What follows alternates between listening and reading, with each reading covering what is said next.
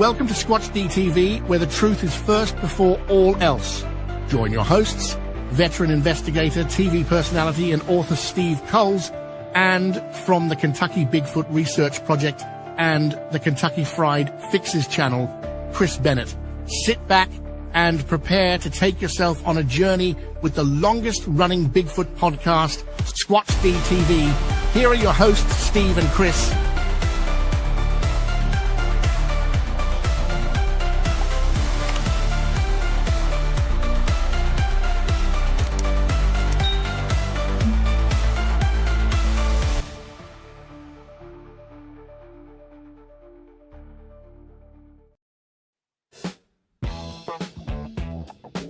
And good evening, everybody. It's Sunday, November 30th, 2025. I'm your host, your guide, the Squatch Detective, Steve Kulls, right here on Squatch-D TV, along with my co-host, the indubitable Mr. Chris Bennett. What's up, Chris? Hey, man, it's cold here. Dude, I'm freezing down here.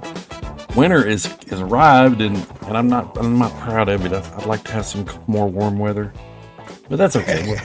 We'll live. And of course, we got our guests down there. We got Nikki and Brent. Nikki from Sasquatch Secrets, Brent from the Tall Ones. Good to see you all. Hi.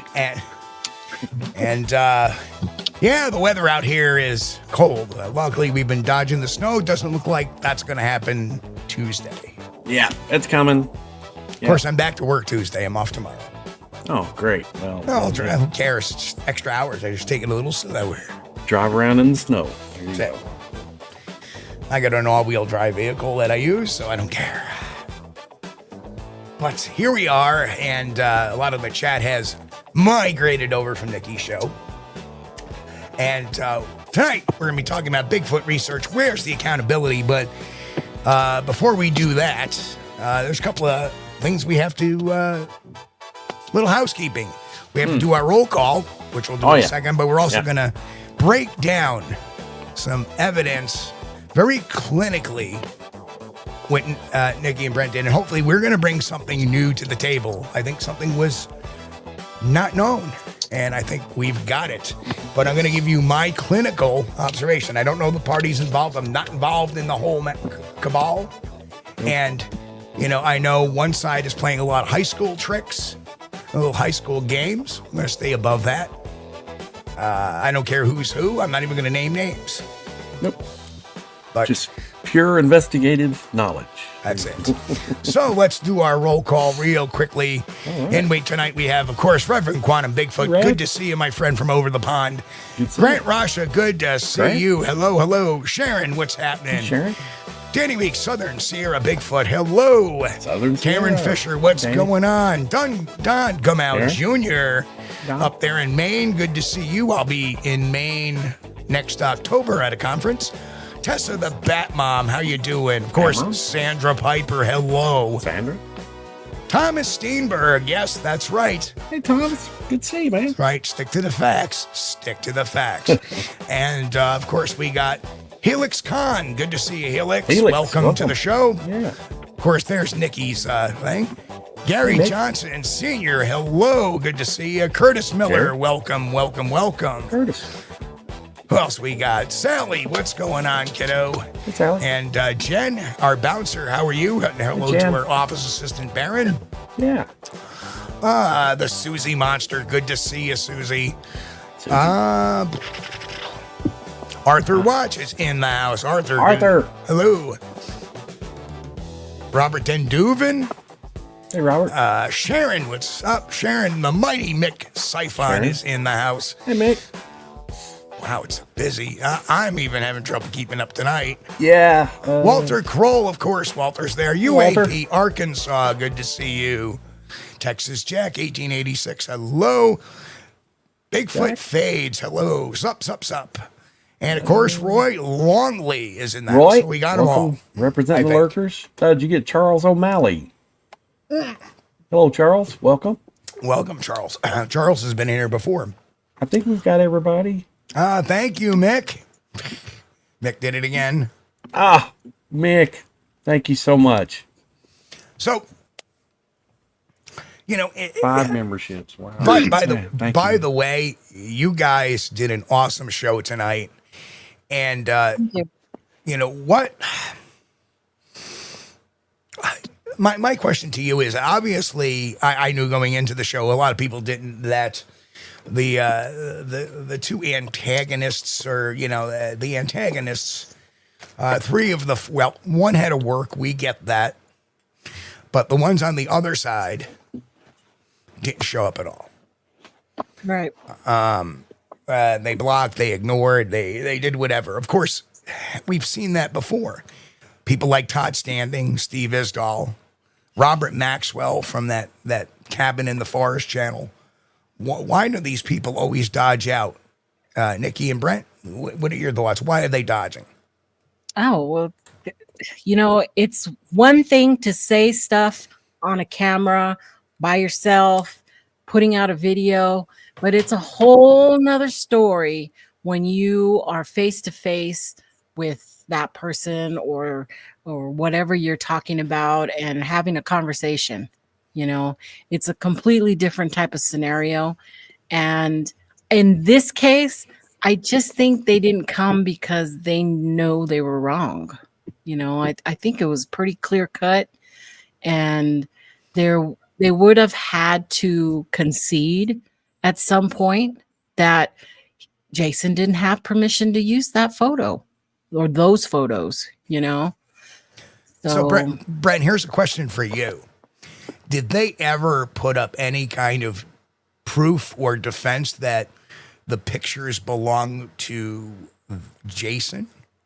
No, actually, there's a actual contradiction between Jason and Randy's narratives, because Jason is claiming authorship, that's he took the photo, that's his dollar, that's his tape measure, but Randy also admits that Will took the photos. So, you know, I don't think Randy really fully knew what was being discussed and what really kind of what was being talked about and stuff, because he just had such a bias because it's his research partner that he never really clearly looked at what was going on. Right. And, you know, yeah, it shows in his investigation. Right. Sally said she lost. What are we talking about? Context might be nice. Yes, we are going to. And the reason why I wanted to get those, one more question, and that's to both of you. If you know it, just when was the first time Jason had, and I'm not going to use last names. We're going to do this very clinically. We're just going to use them by first name. So Jason allegedly used this guy Will's pictures. When was the first time that Jason used the pictures in any print or anything? You remember the date or the specific? Yeah. That what I've seen, I haven't gone through like all his YouTube videos, or because I know he was on Untold Radio a couple of years ago. I'm just going off with stuff that I've just seen that's easily checkable. So his first time mentioning the prints was back in 2024, last year. He did, one of his first Facebook posts was about the prints, but at that time he wasn't claiming ownership of it. And he even said that those were Will's prints. So it seems like from what I've seen, it was 2014 or 2024 when he first started to leave a digital footprint that those were his prints. Okay. There's a interview that I saw that is called from Bigfoot Forensics on from July 14th, 2025 of this year. And he claimed that too. Yeah. That's where I got the soundbite of him saying those are his print, him physically saying that those are his. He's the one that found them. He's the one that took the picture. That's his tape measure. That's his dollar. So he's on record saying that. And Gotcha. Okay. And so, yeah, that's pretty much fair enough. And like I say, all the other high school stuff, like them accusing you of things, Brett, we've been down that road before a few years back. Yeah. And you've already cleared that air. So for them to bring that up, what is one of the tactics of a hoaxer? Yeah. Attack. As it seems to be the stage. Now, I'm not making any decision yet, but it certainly seems like they're following the typical hoaxer playbook, right? They make a lot of brash statements online. They're not coming up now. We're going to give them a chance. If they want to, they can let us know in chat under whatever nom de guerre they want to use. And we'll put them on the air. We'll open up a phone line for them. They can call in. But we'll give them one last chance, I think. But we're not going to play this high school game here.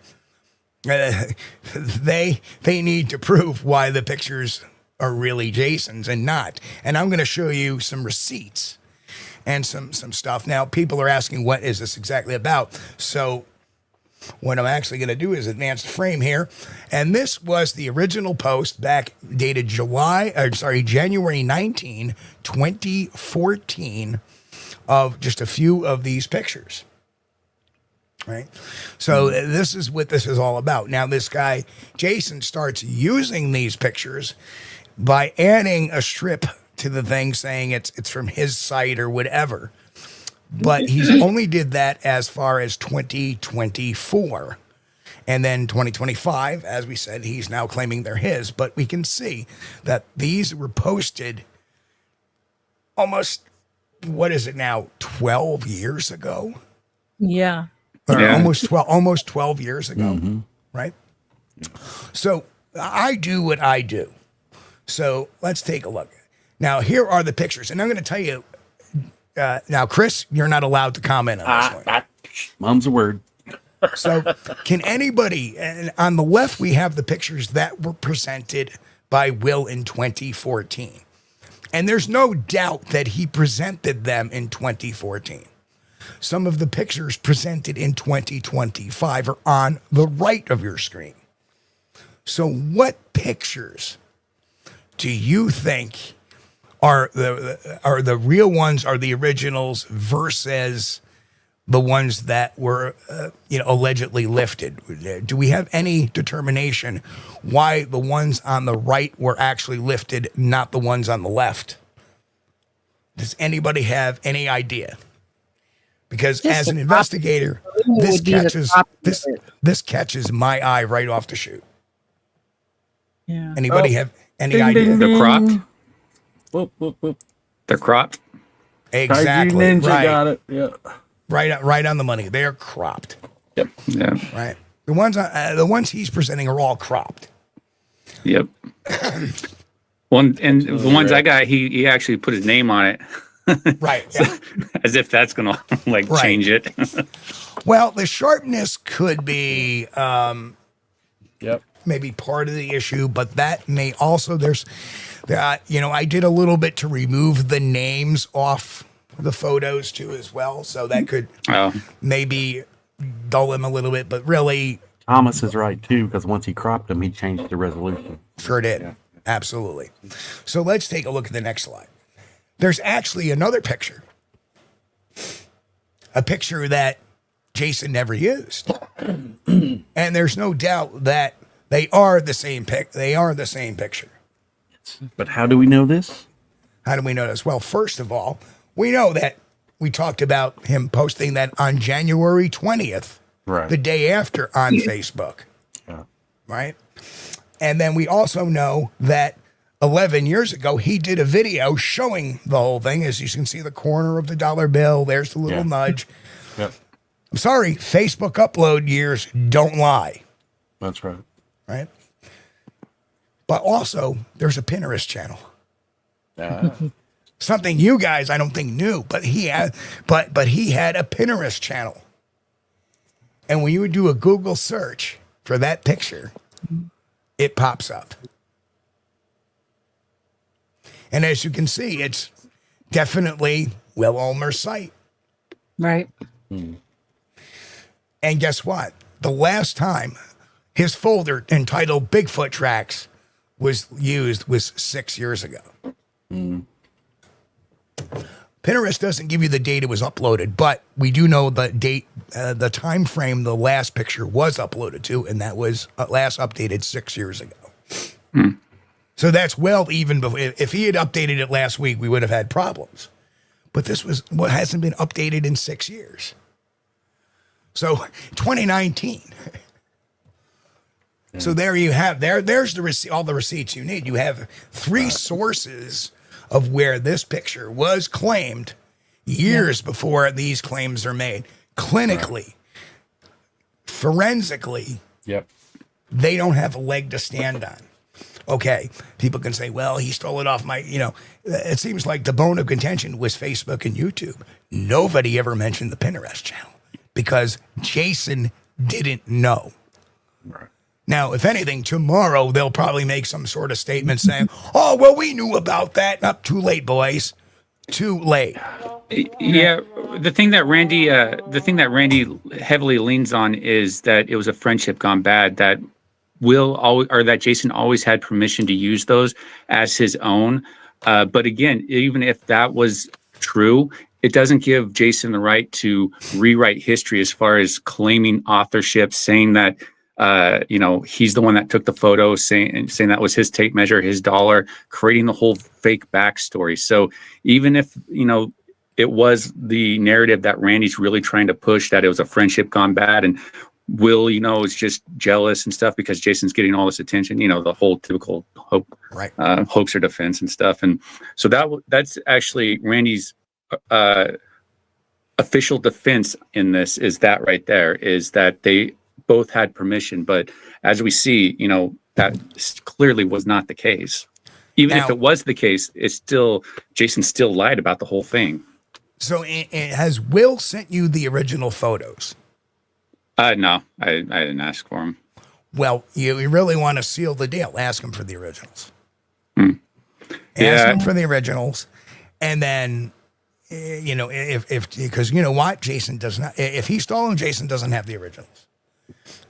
So once you have that original, you can say, well, we have the metadata here. Put up the metadata on your photos. Well, the thing is that Jason actually made a comment on January 20th, 2014, about how those are Will's photos. Right. So Jason's even back then saying that those are Will's photos, and another instance where Jason is indicating that those are Will's photos too. So and the video. And Tristan makes a great point. Let's listen to the video. The video is Will's voice, Will showing the prints, Will showing his foot, which you see in this picture. Right. Where is there any doubt? Have people lost their minds? I mean, Randy, what the hell, man? Have you lost your mind? And you go and attack somebody's credibility and you go along with that? That wasn't the Randy Harrington I knew back in 2006. Certainly not. And I don't know what happened to him along his trek. Maybe that was just him to begin with and he hit it very well. But if you're going to sit there and defend this, you're sinking your own credibility. End of story. And you know what? Tomorrow he will start his ad hominem attacks about stuff that was well over 2 decades old, probably. Right. Well, he went back a decade for me. Like sure. he had to dig back a decade just for me arguing with people in the coalition Facebook group, which he had to go back that far because I'm now friends with all those people. Right. So it's it's ridiculous. It's want to put Bigfoot fades up there, Chris? Yeah. Bigfoot fade says the Bigfoot tracks on Pinterest say 6 years ago posted. Right. Well, it doesn't give you the actual individual. It doesn't give you the individual tracks that were. If you look at a picture and Pinterest, it doesn't say when it was uploaded. That was the last time. But the folder, it will say the last time the folder was added to. Right. So that's updated. Basically, it's updated 6 years ago. Right. So if he went and added a picture tomorrow, it would say updated yesterday or, whatever. It would say updated December 1st. Yeah. Or one day ago or whatever. If he updated it last week, it would say 1 week ago. So, it has nothing to do with the date. All we know is the pictures were at least uploaded there 6 years ago, which is well beyond what... Way before 2024. Way before 2024. Yeah. And this is a Pinterest account. All of a sudden, all of a sudden this is on a Pinterest account. Let me get some of these comments put up, Steve, before they get away from me here. The Lost Cryptids Conservatory says the print is probably fake. He only had a couple of pictures of a few tracks and never follows them. Red flag. Well, no, in actuality, if you look at the original, there were 10 pictures and there was a video. Yeah, the video shows him. Right. I will not say they're fake. I will say they could be misinterpreted. I am very suspicious and very leery of snow prints because they have bleed. The sun hits them down. Yeah. And so Thomas Steenberg, where are the photos of the same? They're on his original post in 2014, and you can watch the video over on Will's YouTube channel. But he had more. They did show a trackway though, right, in the video. Correct. But if you look at some of the earlier pictures, like the ones on the top there, you see boom, boom, boom, boom, boom. You see this, and they're very close together.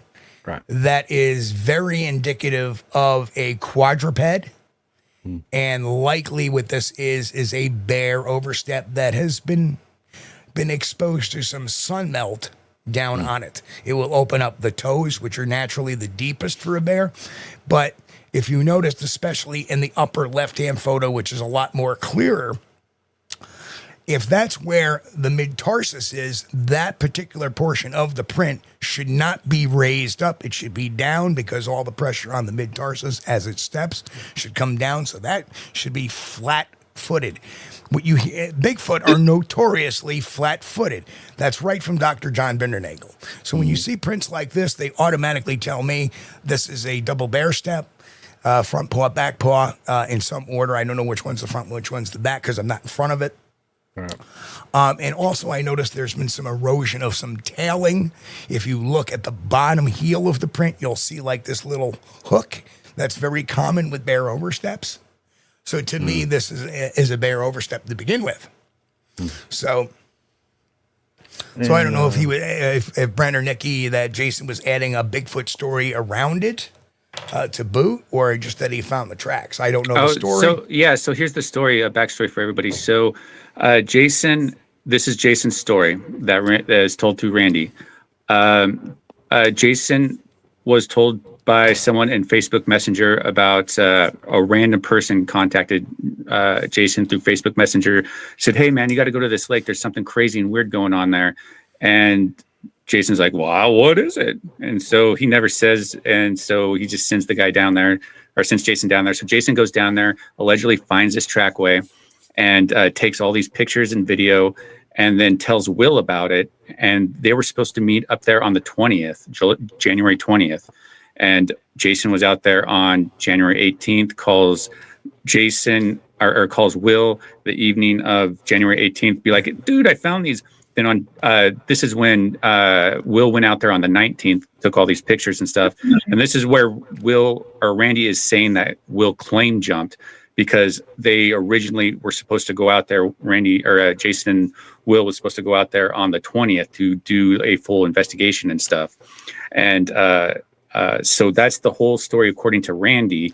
And then all the evidence from that Jason's first trip there on the 18th was given to Will on the 27th, I believe it was, of January, when he was over at Will's apartment for like 3 hours.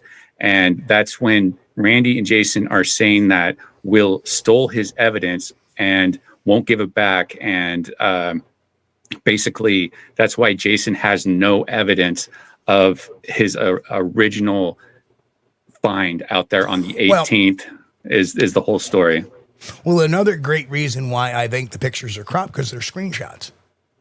They're screen caps of the video. It's entirely possible. That could be why the resolution is off, or they're screenshots of the original photo, but are screen caps of the original photo. Because if you right-clicked and saved it, you would have the entire file. I think these were snapped off the video. Well, even if they were snapped off the video, they're still cropped. So he intentionally cropped it after the video, or after he got him off the video. So there's intent right there. And that's the thing, is there's intentional deceit, which is why this is a hoax. There's intentional deceit right here of him cropping it to take the that dollar fold is the whole point was to take the dollar fold out of there and make the pictures look different. So hopefully people wouldn't pick it up, but a lot of people did actually. And it's weird that he thought he could just pass them off. And so I feel that that whole act of cropping the photos to represent it as his own, because he put his name on there, is an act of deceit, which in turn is a hoax. So that's why this is by definition a hoax. And if we remember, or we may not remember, but Tim Fasano had a video of a photograph of a footprint he had taken, and back in 2012, Linda Newton Perry, our wonderful friend out in Oregon there, screenshot his photograph and then posted it on her blog as her own. Yeah. So we've seen that before, and we know what kind of background Linda Newton Perry has. So this definitely would put, and just the fact that they're refusing to admit, hey, I screwed up. Maybe I shouldn't have done it that way. But the thing is, Steve, it's Randy's attack on Will. He's actually sending people to go to Doug Hychek to try to get Will sued. Literally is what he's doing. You mean Hychek? Hychek, yeah. Let me. I mean, nothing would ever come of it. But again, it's the fact that he would suggest something like that is again, like really that is wow. Typical high school antics, right? Yep. Randy's not a big boy enough to fight his own fight. So what does he do? Oh, go tell Doug. When am I supposed to be shaken? Because you know what? I have the proof here. What I say is backed up by evidence. Mm-hmm. Right? No matter what garbage or whatever, here it is. This guy put it out in 2014. He also put it out on Pinterest at the latest in 2019. And now in 2024 and 2025, this guy has a story saying they're his. But there's a video of Will talking and moving about on a video. Right. How do you beat that? You don't. You can't. You can't. Yeah, Kaiju Ninja said, and like I mentioned in Nikki's chat, Jason didn't upload any footage of himself at the location with the prints. The only person who did was Will. Correct. But again, that's where the accusation against Will of theft of Jason's photos and SD card of why he can't present evidence of of him actually being there first. Well, how about this? They should. Not that I would believe it now because it's so easily to fake, but they should have presented the screenshot of the guy telling Jason, this rando guy, just messaging Jason on Facebook Messenger where to go find it. I'm gonna stop you right there. As a professional investigator, when you catch a person in the act of commission of a crime or whatever, one of the first things they do is make up this wild excuse. It's not mine, or how did that get out there? Oh, he must have taken it from me. My car was stolen. Again, when a car is used in the commission of a crime, well, my car was stolen. Well, you didn't report it. Well, I just found out when I walked out the door, right? You've known about this since 2014, and now this is the first time it comes up. When you were caught, right? Just like I say, tomorrow he'll say, well, I knew about the Pinterest account. No, you didn't. No, you didn't. You're in about the first time here because certain people aren't smart enough to look around and see where all the media is, because that's not what you think when you choose to deceive. Well, Sally's got a good point too. Says people may sometimes share photos as members of a team, but I've never heard of anyone saying someone can claim use of their photos as their own. That would make sense. Yeah. Yeah. I love that. It's just, see, that's the type of excuse that somebody uses. Well, you took my stuff. Well, you took my you stole my SD card years ago. Yeah. Then that's the thing is they provide no evidence. It's really just all narrative based, and the evidence that they do provide, like screenshots and stuff, is irrelevant to the actual what they're trying to present and stuff. It's so here's what I would do. Okay, hotshot.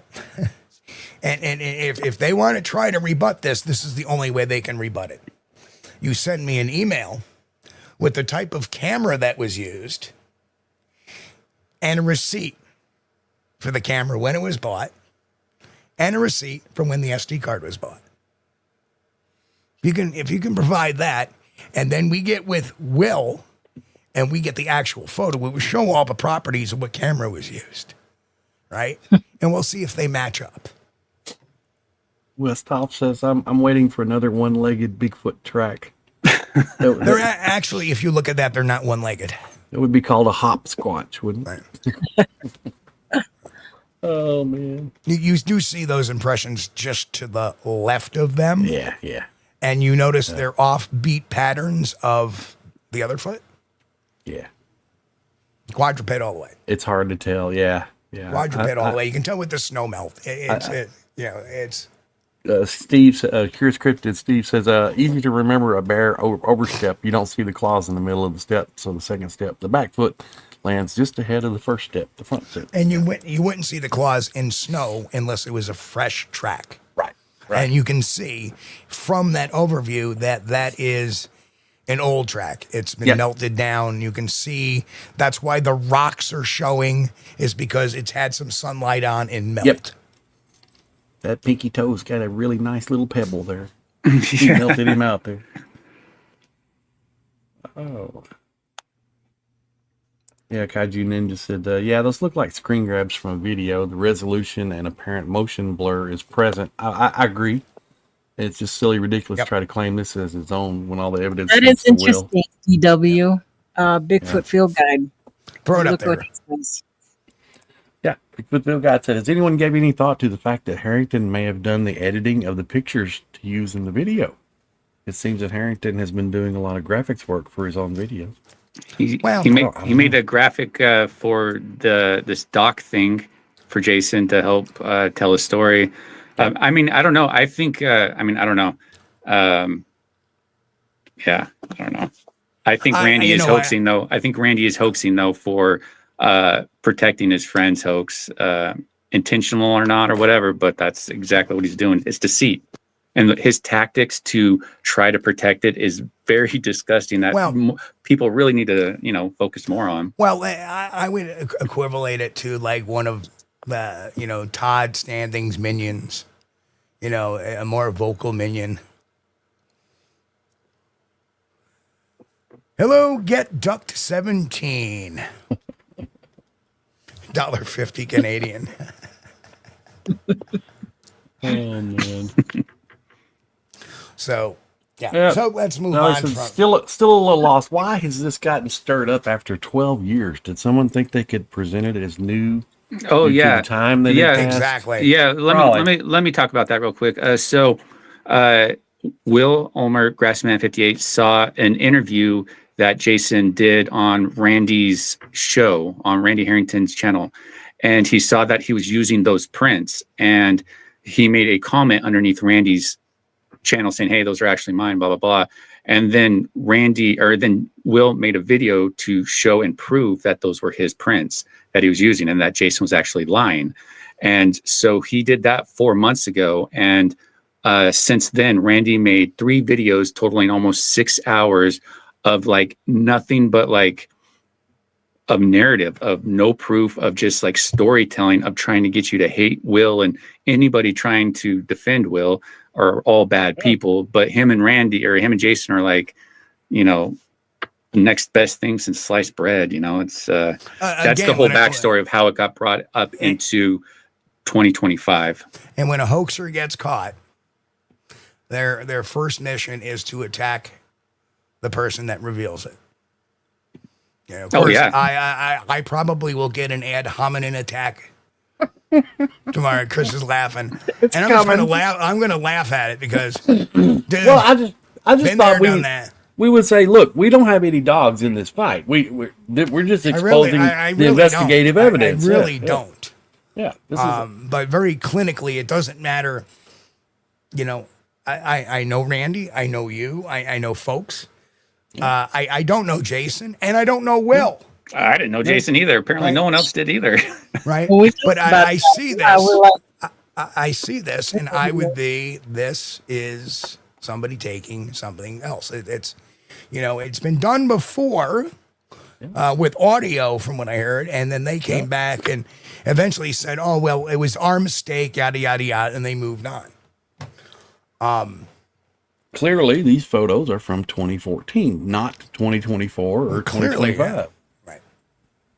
And the first time anybody making claims to that was 2024 and 2025, which is And sounds like Bob Hieronymus. So here's something to also be aware of too. Jason's going around now very actively in the last year or two, apparently, of promoting his narrative, which we're now finding out is like complete bullshit.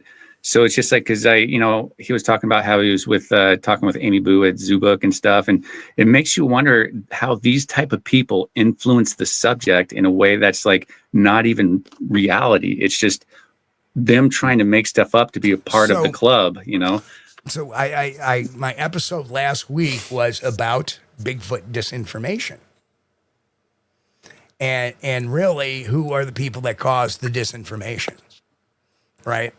It's not the folks like us that are trying out there, and we get called by Duffy, "Oh, we're misinformation agents," when the real disinformation agents are the people that do this sort of stuff and that create characters like Zorth, or what's Todd Standing call his little guardian one there? Does he call it? I forget, but he's gone off the rails with giving them, the Council of 12. Yeah, well, that's the thing with Jason too, is he claims that he's made friends with the Bigfoots, and I've heard from multiple sources, I haven't confirmed it yet, that he's actually fed Bigfoot with his hands, like hand to hand. He fed Bigfoot, like right there, like fed Bigfoot out of his hand. I haven't confirmed that yet, but I had multiple sources tell me. It's like, doesn't surprise me. I mean, it seems like something he'd say. Curtis Miller popped this one up too. It said, we'll post the pictures and video January 20th. Welcome, Curtis, by the way. Welcome to the show. If you're the last one out tonight, Curtis, just turn the lights out on the way out. But post the pictures of the video on Jan 20, 2014. Will and Jason met around the January 27th. Hey, that's my birthday.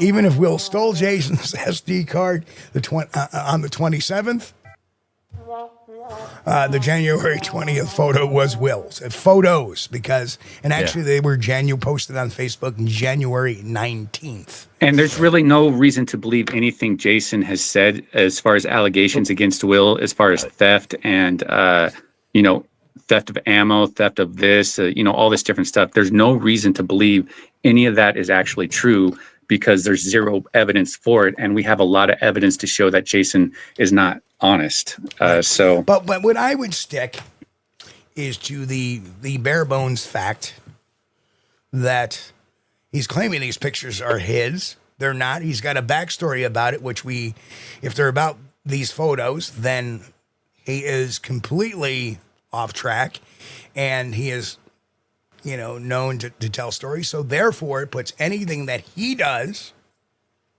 and anything he collectively does with others into question sometimes, unless they come out and say, hey, I effed up. But they haven't done that.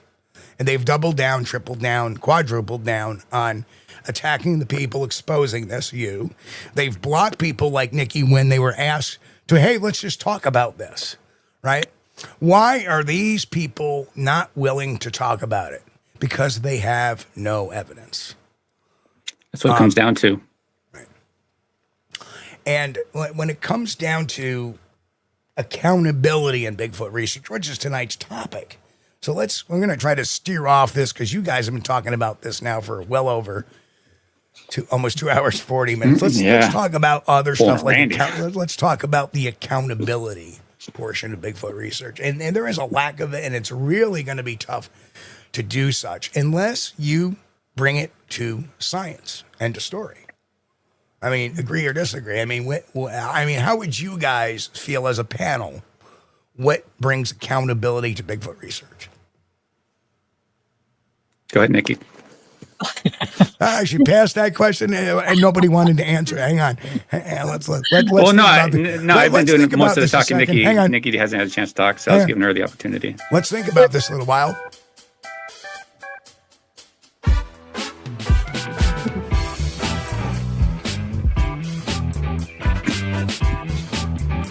Brent, you're not doing it. There we go. All right, there we go. It is so important that in a field like this, okay, that we are keeping each other in check, like checks and balances, because in this anybody can say anything they want at any time, and it's always going to be us trying to say, you prove it, no, you prove it, or when you have big evidence, you need that big proof to go along with it. And it's important.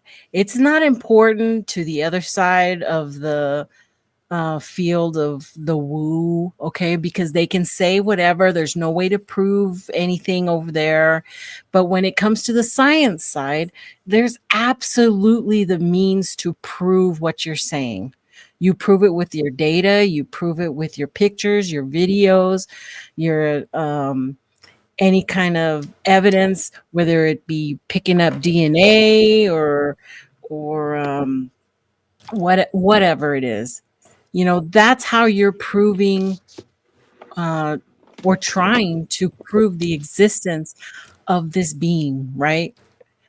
And it's important. It's important that we don't lie about it, because there's no need to lie about it. The problem is egos are bigger than the science. It comes down to people wanting, well, they have their reasons. If it's money, they want the clicks and views, and they want to get that revenue somehow. That's not even that big to begin with in this field. But yeah, it's important to have the truth and honesty and integrity, and not let all the fluff, because all the new people who are coming in are getting all that BS, and it's not good. Go ahead, Brent. You're winding up. I see that.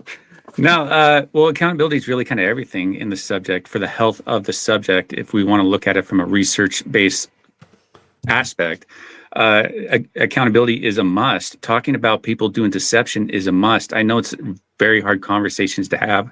It's not built for everybody. Not everybody can have them, but they're important to have. That we need to weed out the people like what Randy and Jace are doing. We don't need to go all the way to the point of like people who have personal beliefs in Bigfoot, that might be metaphysical or whatever, that stuff like that doesn't really matter, because there's no real true deceit in it as far as fudging up evidence or anything like that. I mean, some might do that, but that's not what we should really focus on. What we should really focus on is what's happening with what Randy and Jason are trying to do. They are trying to silence and bully and intimidate a solid researcher into silence in order to protect someone else's hoax.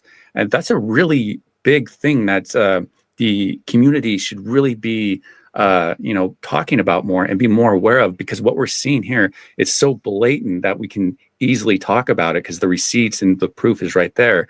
But so yes, lost my train of thought on that. But anyway, so yeah, accountability is incredibly important. Without it, we don't have a community. We have whoever is going to be the biggest bully is going to be the ones that are going to be presenting all what they call facts, of even taking other people's evidence. I mean, we're seeing it all with Randy and Jason. So yeah, it's one of the biggest things, and it's something that we need to protect and talk more about, because if not, who's going to? If we didn't speak up about this, I mean, for all we know, thousands of people would be on Randy and Jason's side of like, man, that guy's really bad. And so yeah, very important. Concerning. It's concerning because Jason has been on several podcasts. He's now associated with LMS2. What is he going to give to that? And now I don't believe a word he says. It's damaged. It's damaged him. And how can he go about doing all these interviews and going into Doug's programming? it makes a difference, and it's gonna make a difference to Doug once he sees that. It has to. My question is Doug going to do something when he sees it? I mean, it's pretty obvious that Jason is hoaxing. So my question is, will Doug actually do something as far as remove his episode and, really kind of like get those crappy, the people with the wrong information, that get them out of the loop, get them off of the, out of the whole information side of the subject? And will he take Jason out of LMS too? And I don't know, maybe put Will in there, because if it's in reference of those snow pics, then Will should definitely be in there. So yeah, we don't know what's on there. Wouldn't that be crazy if it had to deal with any of that? That would be. I don't know, if Doug saw it and it was that, I can see him just be like, God dang it. I mean, because get a couple of these comments up here. Thomas Steenberg says, to clarify, nobody's saying that the tracks were hoaxed, just who took the photos, correct? That's right. Correct. That's right. Yep. Yeah. Which is weird. It's a weird, but I guess Jason had to do that because evidence is currency in this subject, and the more that you can present as your own, or whatever, it goes, gives you more credibility apparently. Right. But that it doesn't. There's only one thing that's going to get your credibility. Chris just chuckled. I want to add mine in here. That is moving the ball down the field. Yes. Moving the ball down the field. That's what's going to do it. No podcast, no TV show. And Darren made a comment about, it's the TV shows that were, TV shows added very little to the research aspect. They oversimplified it. But I think the real misinformation is coming from, it seems like hundreds of channels now claiming to have all this Bigfoot knowledge, yet none of these people have done it longer than Mr. Steenberg, longer than me, longer than Dr. John Bindernagel had done it, and all our predecessors past that all say this. I don't know. Well, I want to add my 2 cents in too, Steve. All right, hang on. We got to do the. I'll wait. Ladies and gentlemen, Mr. Chris Bennett, 2 cents. Well, regarding accountability, you only have, and Steve knows this because he was raised this way too, you only have one integrity. And once that integrity is gone, once you do something to compromise your integrity, it doesn't come back. You don't have it anymore. It's gone. It's like when the lady dropped the jewel in the ocean in that movie, The Titanic. Okay, it's gone, baby. It's gone. That integrity, that jewel is never coming back, and neither is your integrity. The best you can do is fess up and say, well, okay, look, I lied. I didn't do that, and here's the reason why. Okay, yeah, that would make you a better person. You could learn from your mistakes, but your integrity is gone. You could tell somebody, look, I have Bigfoot in my garage. I just captured him, and nobody's going to believe you, even if you do. Your integrity's gone. Mr. Steenberg reminded me in chat that moving the ball down the field is a U.S. reference. In Canada, it's moving the puck down the ice. And just so we, no show without be out complete. Somebody has called for it, so we will do it. Joan, get me a Snapple. All right, there we go. All right. Oh, all right. Yeah. But keep what you say truthful. Be honest. If you present evidence, present actual evidence that you believe to be evidence. It may not be. It may turn out your photo of Bigfoot might turn out to be a burnt rock, but you go back to the area and you find out, well, it was a burnt rock. Okay, well, that's nothing sad, nothing bad. But and when you go back and say, hey, I messed up, this is actually a burned rock. Right. You may think you look like an idiot, but you look like somebody that's doing follow-up. Exactly. Well, that's what we talked about too, is that could there have been a miscommunication between Will and Jason?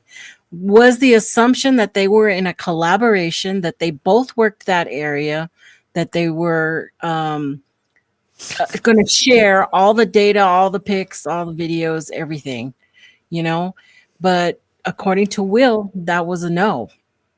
You know, that wasn't happening. And even if that was the case, Jason manufactured the backstory, the claim that he took the picture. It was his tape measure. It was his dollar bill. He found the prints. So even if that was the case, it still doesn't take away that Jason, doesn't give consent for Jason to go do all that to the story and the ownership. Right. Yep, and very, very true, Thomas. I agree on disproving Sasquatch is responsible just as the opposite, basically. Well, yeah, I mean, these are conversations a lot of people don't want to have and prefer not to have, but I think these help get the ball down the field, or the puck down the ice. But I think these type of conversations really do help out, because it really helps us understand for God's what sakes, truly Brett, is. You live closer to Canada than I do. I didn't even know that either, or that term. But yeah, so these conversations are very important to have, because it does help the health of the subject. Because for the people that are going to be going out there looking for these things, it gives them a better stronghold of where to bounce off from, and not listen to people who are just really are not worth listening to, because they're not an honest narrator. They're not somebody we can trust. And the more people that we can find out who we can trust, who we don't, I think is important. And again, it's just a conversation I think that we need to have. And I mean, let's face it, there are people that say things that are scientifically incorrect. Okay, that happens. Shoot, I didn't know. Have I made that mistake? Absolutely. Now I try to, but you learn from it. You try to back check or fact check what you're going to say before you say it.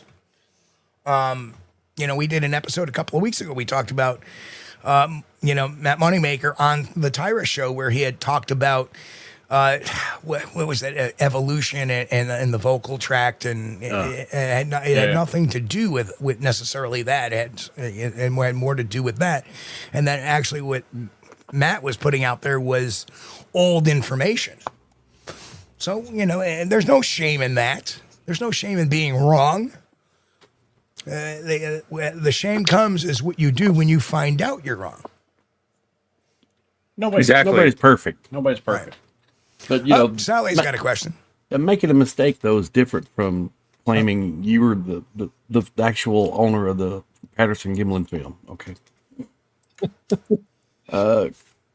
Sally says, do these folks understand copyright law? The photographer automatically owns the copyright. Registration not legally necessary. That's true. It's true. We'll sue Jason for copyright violation. If they are claiming it's theirs, yeah, I would. Yep. You really want to see something? If Will really wanted to, if they show those pictures on Doug Highcheck's show, yep. They show those pictures on Randy Harrington's show, all he has to do is click submit a copyright violation on the old YouTube thing, and show gets yanked. Unless they can prove that they own the pictures. Because in this case, it's not under fair use. They're claiming it's theirs. Yep.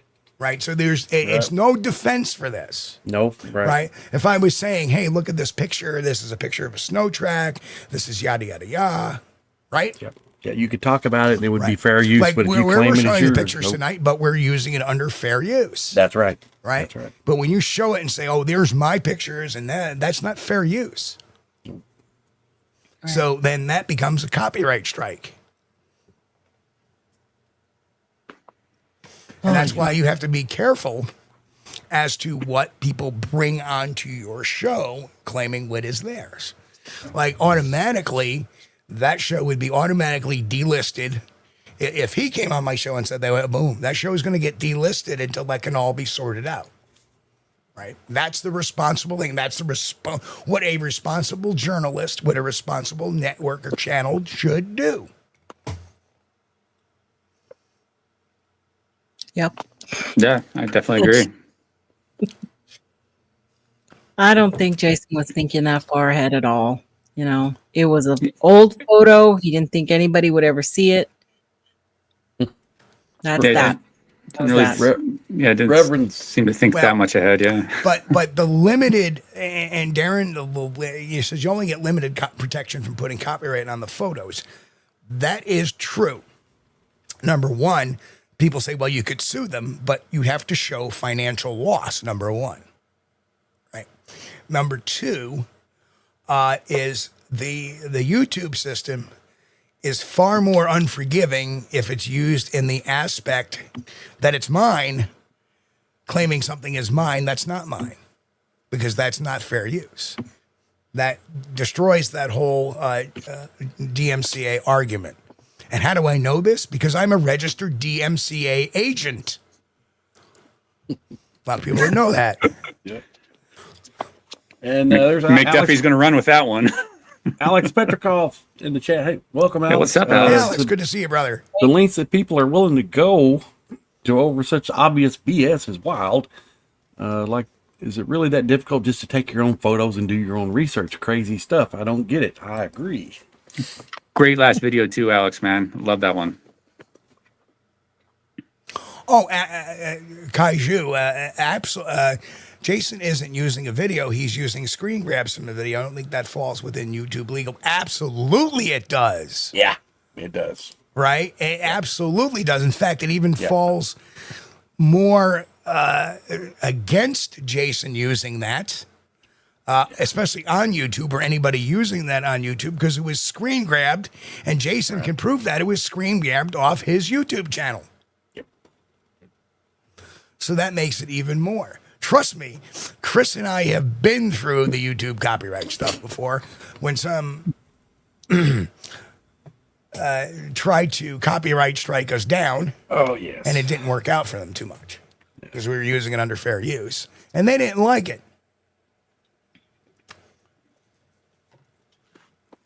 Well, when you expose a hoax, it leaves a little bad taste in their mouth. So they come at you any way they can. Yeah, exactly. When you expose a hoax or two, they'll come at you and try to use the legal system against you as well. And unfortunately, what they don't realize is that the legal system is actually geared towards us. Takes a little bit of work. Yeah. May take a little bit of yelling at people, but it gets done and fixed. Thomas, no, Jason wasn't there. Will found the photos on his own and took the pictures and video. But Jason wants to say that he was there a day before, and Will stole all the pictures and video. So, Jason can't prove it that he was there originally. Now, I know Nikki wanted to ask that question. You had mentioned earlier. Can we talk about? Who owns the woods? It's a show I did last week, and it comes down to public lands. Anybody can go and check out areas. Nobody owns any areas. I mean, if you're on private land, you get permission from people, but when it comes to regular national forests and or BML land or wildlife management, campgrounds, we can go. Everybody can go there. Now, if you want to be a nice person, then you know you're going to go into an area that belongs to a different researcher, investigators. Yeah, it's nice to go and say, hey, can I go check out this area? I know you go and research there, just to be courteous and to have goodwill and whatever. Right. That's an okay thing, but that is not necessary because it doesn't belong to them. Well, let me give you a little example, and you can understand why some may get jaded over this. And I'm going to give you a little story back from 2013, where I was trying to put together a bigger field team, and I had a guy who was on the field team who ran a group out of New York City.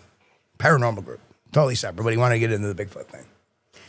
About 3 weeks later, one of my guys, who normally scouts up in the area, says, hey, guess who's here with this paranormal group? In the area that I showed him. Now, will I do business with that guy again? Hell no. Right? Destroyed any kind of etiquette because when I go, he left the team, and then he brings his paranormal team up there. Right. So do I own the woods? No, but what he did was wrong. So there's kind of like a balance there sometimes. When you show somebody that an area that you are working for a research benefit, and what happened after 2013, nothing. 2014, nothing. 2015, nothing. 2016, nothing. It wasn't until 2017 that stuff started happening again. So whatever he did in the woods was against my protocols. And the reason why he went there was because he didn't want to follow my protocols. But my protocols were keeping them in place. Well, you got to just be careful what you share. Because exactly. The woods are owned by everybody. We did have that argument that I forget his name, Kevin, something, that the area that Todd Standing is using was shown to him by him, and then Todd just jumped into it. Right. He couldn't bring him to Sylvanic because we all know Sylvanic doesn't exist. Yeah, it was an old trapping trail, something. A trap line. That's what it was. Trap line. What, Sylvanic? No. Where Todd started his research. Oh, yeah. It was shown by, I forget his name, though. I can't remember either. Yeah, he showed him that trap line. They would run this line of traps and with a snowmobile or snow machine, whatever they call it. And, he set out traps for animals. Texas Jack, it's not about asking permission. I never said he had to ask me permission to go there. So don't get that wrong. But it's etiquette to say, hey, just so you know, I'm going to be up in your area. The area that you showed me. Courtesy. Just common courtesy. Okay. There's nothing I can do to stop it. Right? Sure. But a phone call would be nice. So I don't show up there, or one of my other guys doesn't show up there planning on doing research. And here's this group that formerly one of the guys was part of my group is now there. Would have been nice to know. So there was nothing bitter between us. He just went and did it. Maybe he didn't know the etiquette. I don't know. Yeah, my only thing is because I take a lot of people out to where I go and stuff. My whole thing is just go out whenever, whatever. Just make sure you let me know where you put like trail cams up, because I don't want to be on like taking a leak and like be on someone's trail cam or something. But the areas that I go are so remote that it's like you don't even really have to worry about it, because like if you even make that journey as far as willing to do something like that. Bill and Jonathan did. Poop. They were poop. Well, I think it's good to share your areas with other researchers that you trust. Okay, but I wouldn't share everything. You got to keep some stuff, on the down low, because you don't want people going into an area that there's a lot of good activity. And if they start shining spotlights around at night, see, I'm actually the worst Bigfoot researcher in the world. So it's like I don't have Bigfoot activity really anywhere. Like I don't personally find it, but I take people there and they find it. And, because they're actually trying, because they're actually a researcher and I'm not. So I don't know. But I am the world leading tree octopus researcher in the world, only by default though. So I do have that. So I will claim that. True. Well, I will say this. You say you're not a Bigfoot researcher, but you are in another sense. You're part of, anybody that gets in there and watches claims and looks at claims and tries to verify claims and that's, there's Nikki playing her. Two can play at that game, Nikki.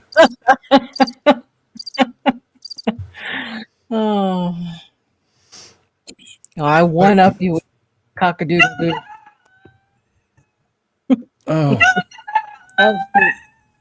Bigfoot Phil got. Take a hint. He doesn't understand. He's small.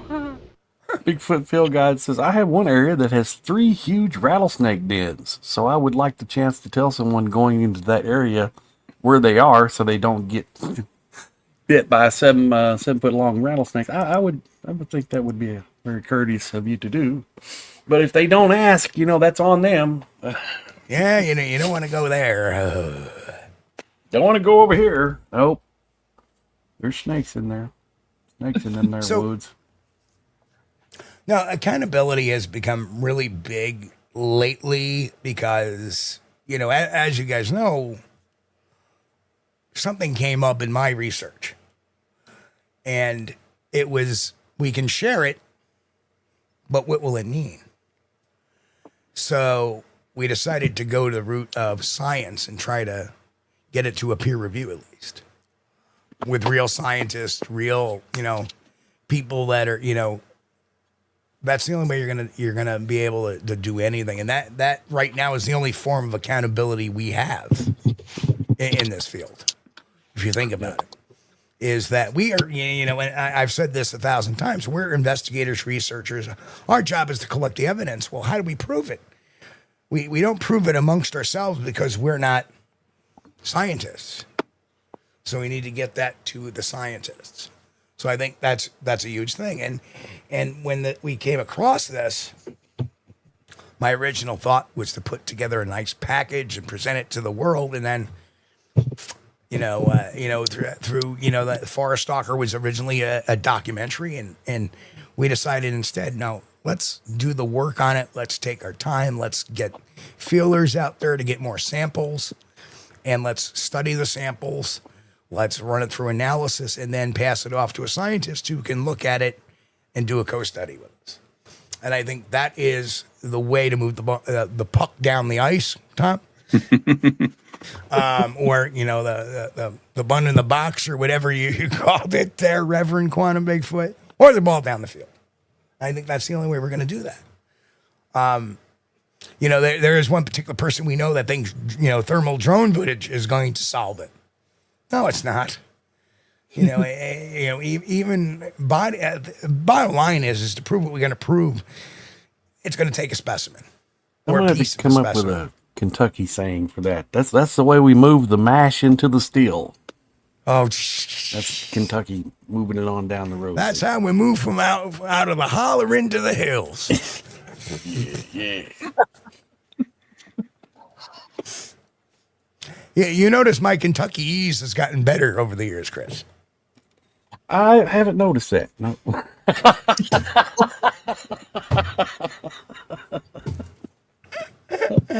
No, you actually do very well. A buddy of mine, Air Force buddy of mine, Keith Van Emmerich. Hey, Keith, if you're out there, he had a really, really strong Long Island accent, and we would always make fun of each other the way we talked. And he didn't call the thing that keeps your engine cool in the car is called a radiator. That's what we say in Kentucky. It's a radiator, and he called it a radiator. Radiator. Yeah, and he would make fun of me. He'd say, "Yeah, I'm gonna go get my radiator fixed." No. Well, I'm from New York. I don't call it a radiator. Well, he was from Long Island. I think they're different over there.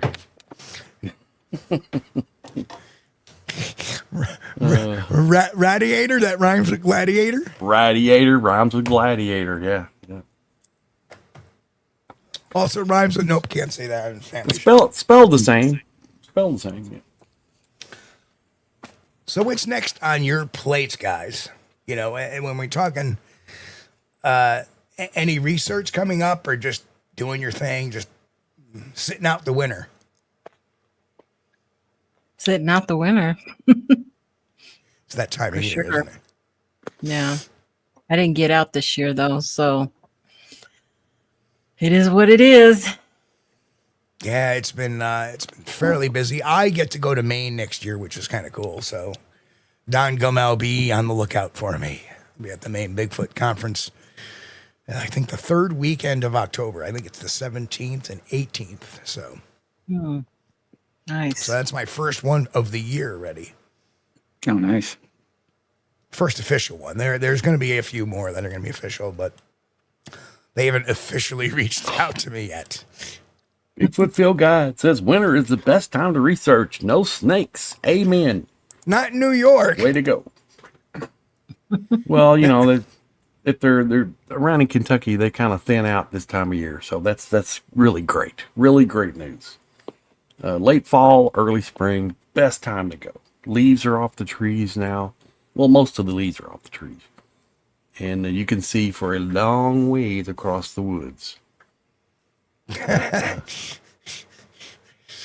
Mick says, Steve, I'll volunteer as bait as long as you come up with a rock solid plan to catch a Sasquatch. I can't run, but I can act weird enough to draw one.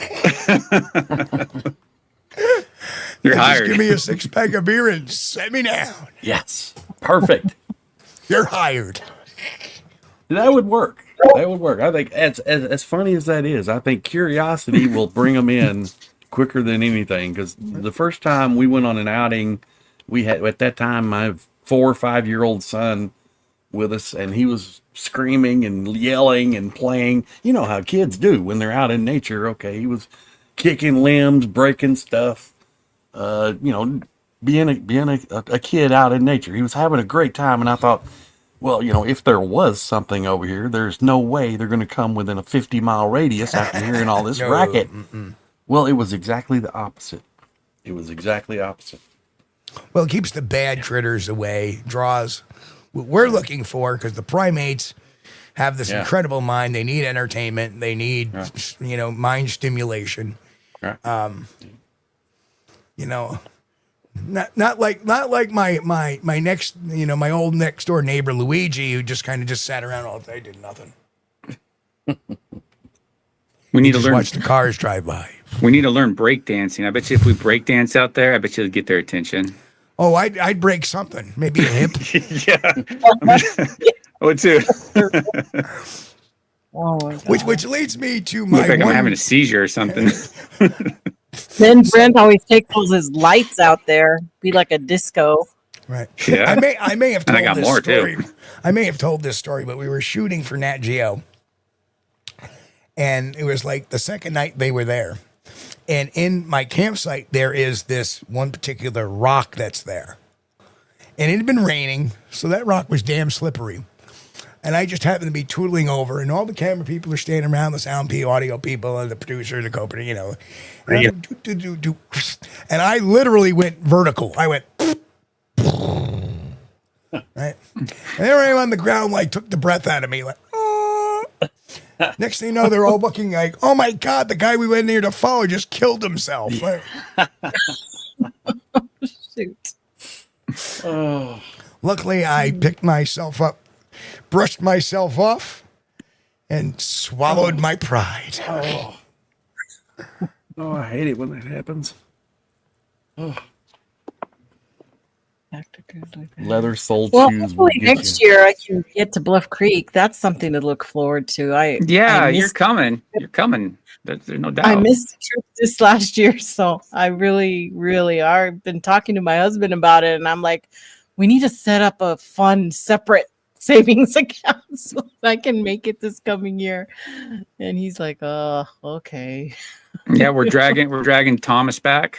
So Thomas is coming back, and Steve, you should come. Chris, Very you guys should come cool. check out Bluff Creek if you haven't, man. It's like a pilgrimage, wow, worth taking because, man, being down there, it's like such a humble experience. Of like, ooh, Yeah. gives you tingles. This is the place. I would like that. I'm going to bring a shovel because I was told there's like bodies buried there or something. We're going to dig those up, man, and we're going to be rich, man. I'm telling you. Yeah. Yeah. Bring a shovel, man. Oh yeah. Yeah. We'll dig some holes. But no, it's cool because you can actually what we did this last summer. I did it with Tate, Glenn, and someone else. I just can't recall. But yeah, we actually walked up Bluff Creek to the film set where the same thing that Roger and Bob did. That was fun. What? You know what? If I bring a shovel with me, I'm going to fill up a bucket full as much dirt as I can. Yes. And then go to shows and sell little vials Little of Bluff packets. Creek dirt. Yes. Now that would be worth money. Wow. I can't believe nobody's ever thought of that before. Yeah. Like I'm the first one to think of that. You're the first one. Yeah. No, I'm not. Sure. I'm not. Hey. I'm not. Because there was a time Yeah. I saw Don Monroe and MK Davis selling I remember. Little vials of Bluff Creek dirt, which is genius. And there, Brent has bought his own. Well, no, actually, this is from the Sierra site. Tobe Johnson gave this to me. Gave actually me and Tristan a little baggie of dirt from the Sierra, from the Ron Moorhead site. So yeah, I got a little bag of. I did take a rock from Bluff Creek though. Now, now hold on a second. Pull that back up again. I swear it's dirt, man. Harrington is going to be on tomorrow telling everybody that Brent pulled out a bag of weed on the Squatch-D show. Oh, God. We can even probably do a line of it. Do some Sierra dirt. Well, I mean, you could start your own Bigfoot church. You do a line of that, you do the samurai chatter for an hour. I would. It's legal up there in Washington. Oh yeah. But yeah, we got we do got some dirt. But no, it's cool. It's cool to go there. I encourage everybody to go. Tate is going to be there again. Jonathan Easley, everybody really. And they're a great bunch of folks. Oh yeah. The Bluff Creek Project. Oh my God. They are the unsung heroes. There's only like a few of them left that are still active doing it. Without them, the PG site would be lost to nature. So we need to give them as much props and attention for what they're doing, because they're doing Godsend's work. Because man, if they're not doing it, we wouldn't be able to find it again. Well, I can't find the applause right now. So instead I'll just do this one.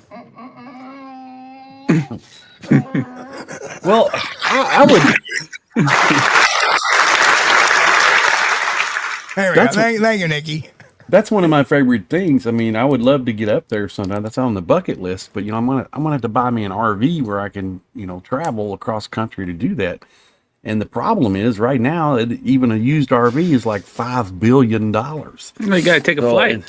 Take a flight, and we can all coordinate we need something. to get the George Costanza little wheelie thing for Chris too. You can go to the Bluff Creek Facebook page, and you can find all their information there on Facebook. Chris can fly to El Paso, and then we can drive the rest of the way. Look, and we're coordinating. We're coordinating. I got a tent.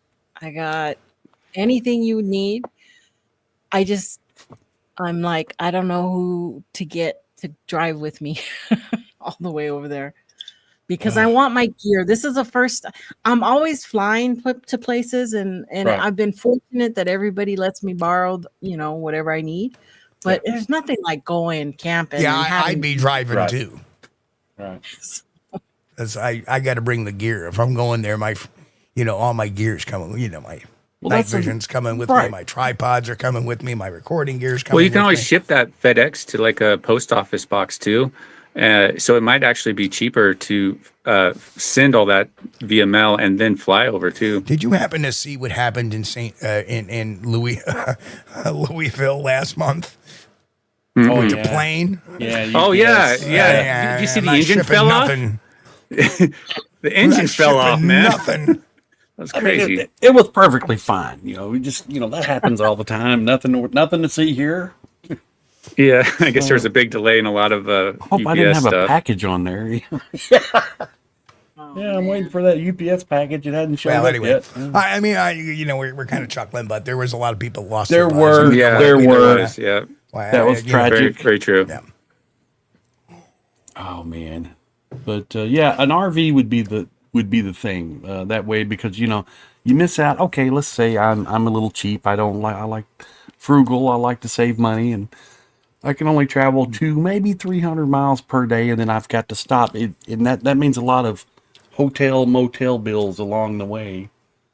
And my unfortunate thing, I'd ship my gear out UPS, and it get delivered, and the guy answers the door, and the door opens up, and you hear this. Joan, get me a Snapple. No, that's not where my equipment goes. No, that ain't coming back. Oh, gosh, but yeah, I'm down with I have to take a couple of weeks off. Have you ever been there? Nope. You never been there? Oh wow. Wow. Bluff Creek, Willow Creek, I have not been to. Wow. Laos Camp is amazing. Laos Camp is one of the best camps in the world, literally, because it has Bluff Creek running right next to it. Yeah, dude, it's, oh man, you're coming. Everybody's coming. We're going to have an amazing time. We're talking about a zip line too, building a zip line. Totally unrealistic, but we're talking about it. No. No zip lines for me. No. Think of that, Steve and Nikki on the road. You'd have 3 days with videos of us and our antics all the way to Bluff Creek. Debunking people from the lower 48. Hell yeah. Every 100 miles, you go over someone else. Stop. Hey, good way to pass the time. Today. Yeah, Laos Camp does definitely need a new outhouse. It's the whole no roof look is I don't know, it's not that great. It's a lot of bugs in there. A lot of bugs. Whew. Well, that is one of the sites that I think everybody should go to at least once if you're interested in the subject, because that was, regardless whether you like it or not, that the most influential Bigfoot film that was ever made came from Bluff Creek. Well, I was at the mecca of Bigfootery at the other end of the country, Fouke, Arkansas. Mm-hmm. Yeah. That place is cool. Ever been, Brent? Nah. See, now you got to get you to Fouke sometime. I'm down. I can make a trip next year or something. See if we can get Lyle to come out with us. Well, that was the thing, back years ago when I was doing the truck driving thing, man, I got to go all over the United States. But when you're driving an 18-wheeler, you're limited to the places you can stop, places you can go into. But I would love to have been able to stop by Bluff Creek back then, but no. There's Angie Unruh Official. Well, welcome to the channel, Angie. And great. Angie says Fouke is great. Got some great footprints from there. Cool. There you go. Yeah, that's my first and only place I've seen a black widow spider. Oh, well, gosh, you want to come to my backyard? Oh, yeah, I mean, and that scorpions, right, huh, Nikki? You got scorpions out there, too? We were pretty lucky. Our area didn't have too many scorpions. Yeah. We have a lot of black widows. I hire somebody to spray. Yeah. So yeah, spiders and scorpions are both arachnids, and they love heat. Oh yeah. So if you have that's why you see, like in New York, you won't see spiders in your house in the summertime and springtime, but also in the wintertime they start trying to make their way into the house because it's warm. Oh, where Nikki lives, sometimes at certain times of the year, it would take Highway 54 south from Alamogordo to El Paso, and literally the road would be moving, and you would stop and look, and it was like tarantulas. These spiders, almost, well, some of the larger ones were almost as big as your hand, but they were still big nonetheless. Thousands and thousands of these things going across the road, and you're like, ugh. How do you get by them? Pop, pop, pop. It's gross. Right over. Yep, that's it. So I don't know how well this will show, but occasionally you see things that make you go, wow. And some are man-made, some are not. This one is man-made, and it just sets up the holiday season to me. And I'm going to try to put it up to the camera here.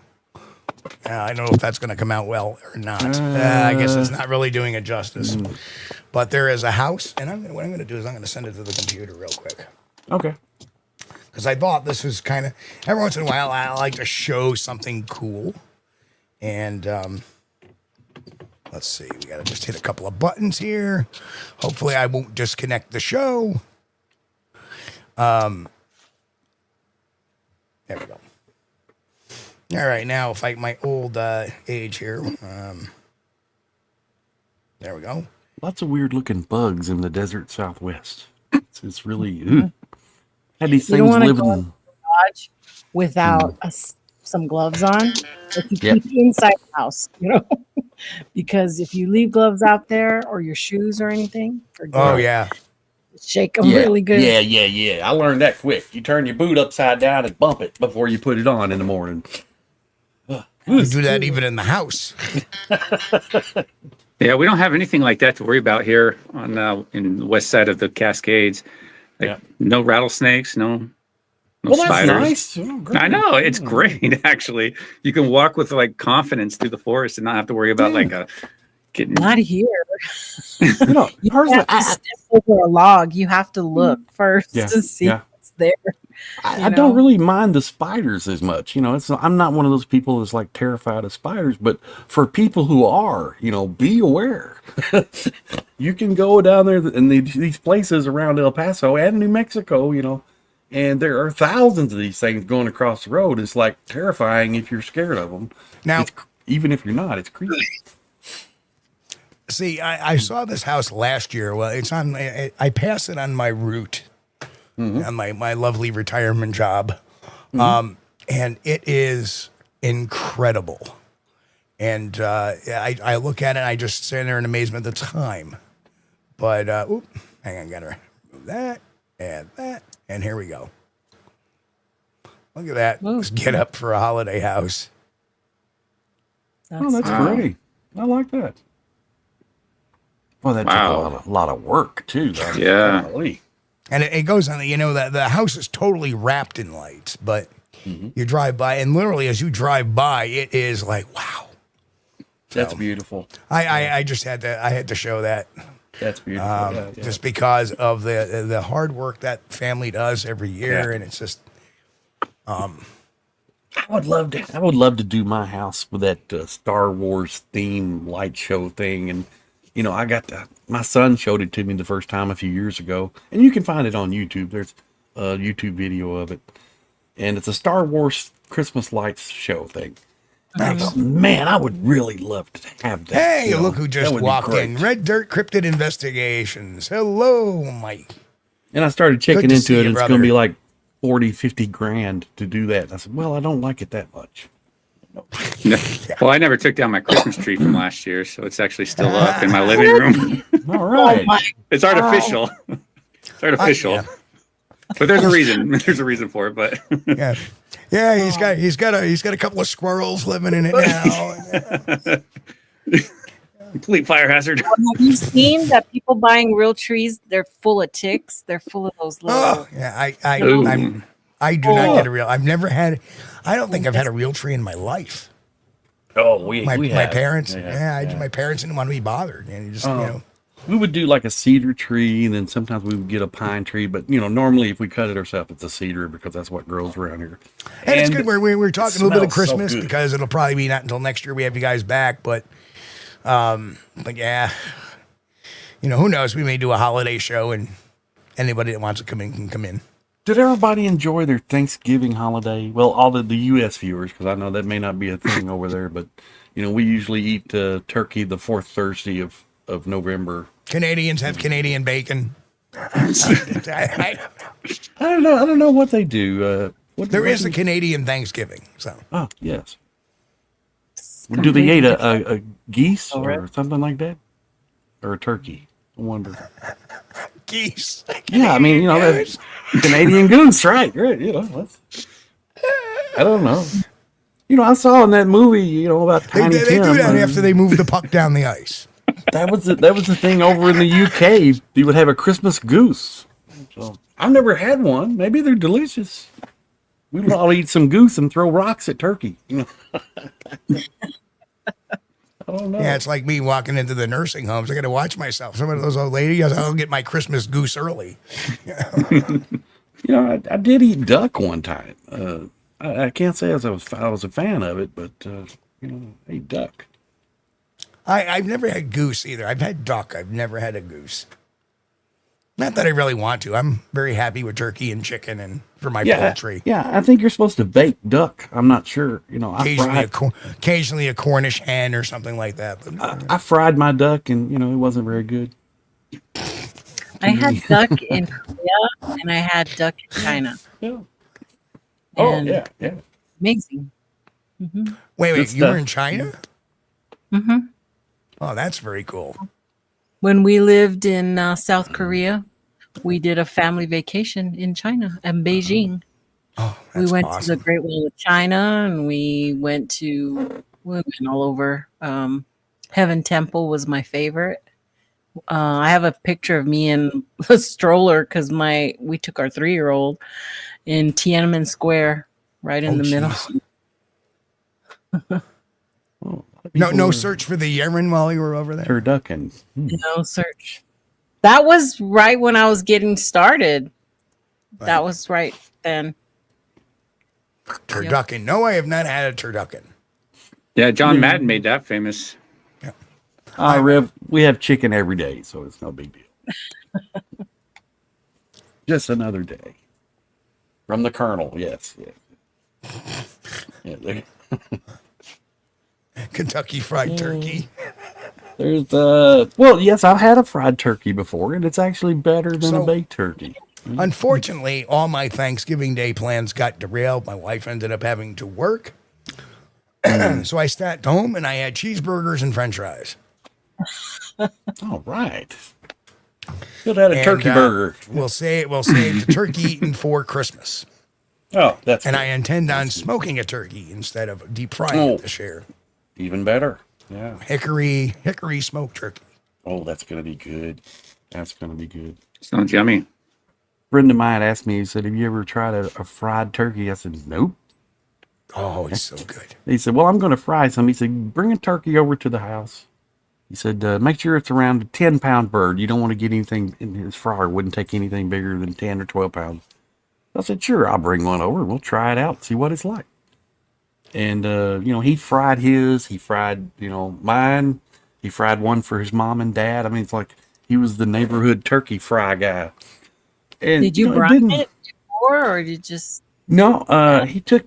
Let's see. He rubbed the outside of it with hot sauce. Hot sauce. He said, what was it? Something Saturani or something. Tony Saturani or whatever the name of that is. Oh, sriracha? Yeah. It's certain hot sauce he used on there. And he said that was just mainly to make Maybe it was Joe Satriani. He comes out, plays the guitar. I don't know. But he dropped that dude in there, and, it didn't take very long. It's like... a couple of minutes per pound or whatever. It's pretty quick. And, oh, my goodness. It was juicy. It was well done. I mean, not tough. It was juicy. It was soft. Oh, goodness. Best turkey I ever had. But, probably kind of oily. What's that, Nikki? I said I haven't been convinced yet that it's better than my oven turkey. Oven turkey is hard to beat. It is. You know what? It's all good. Yes. That's the way I look at it. It's all good. It's just different. You have something different this year. Yeah. One year you roast one year you fry one, another year you smoke one. It scares me. All those videos. And when I said smoke one, Brent, that's your cue to bring up the dirt again. Oh yeah, let's do it. Now we're all covered. Oh no. Oh yeah, oven baked turkey is good. Sandy, the wife, she does our turkeys, and she does a very good job. She puts butter between the skin and the inside the turkey. Salt and butter goes inside. Oh wow, it's good. Of course, you could tell she cooks good because I'm so fat. I stuffed mine with lemons and oranges, and it just comes out wonderful.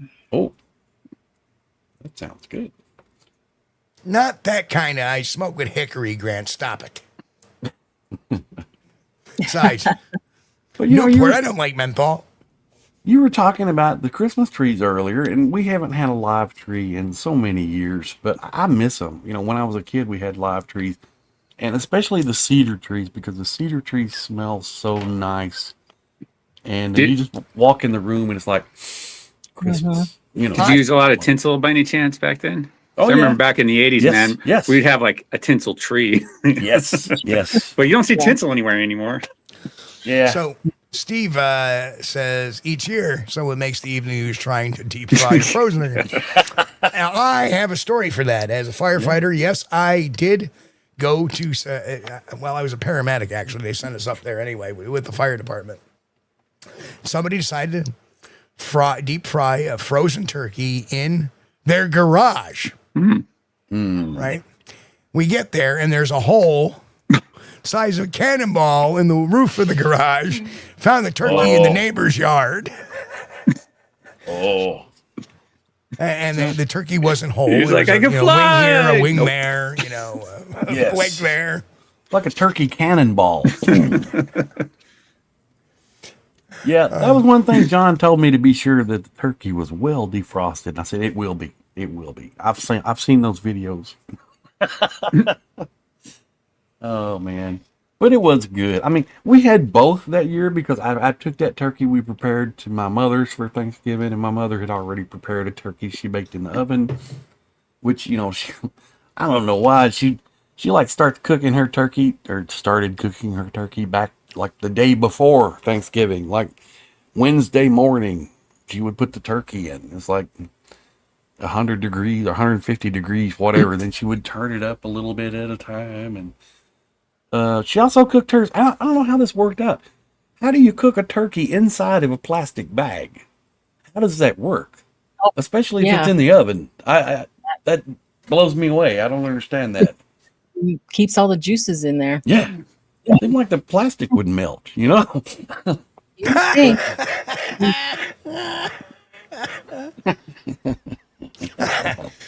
I swear I thought turkeys could fly. All time great. As God is my witness, I thought turkeys could fly. Yes. Oh. And if you have children that have never seen that episode, show it to them. Right. If you have not seen that episode, folks, that is on YouTube. WKRP, The Great Turkey Drop. Yes. Absolutely. Oh, the humanity. Yes. You may have to search WKRP in Cincinnati was the name of the old show. But if you haven't seen it, or you've got kids that haven't seen it, make sure they view it. It's one of the funniest way. It was actually rated one of the funniest shows ever. It's my favorite. It was good. Well, anyway, folks, I think we can wrap up a little bit early tonight. I'm sure these two are tired of being on StreamYard all night long. All night long. I'm ready to go.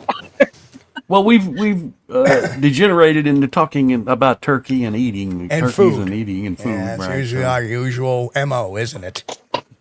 Making me hungry. Go have some turkey now. Leftover.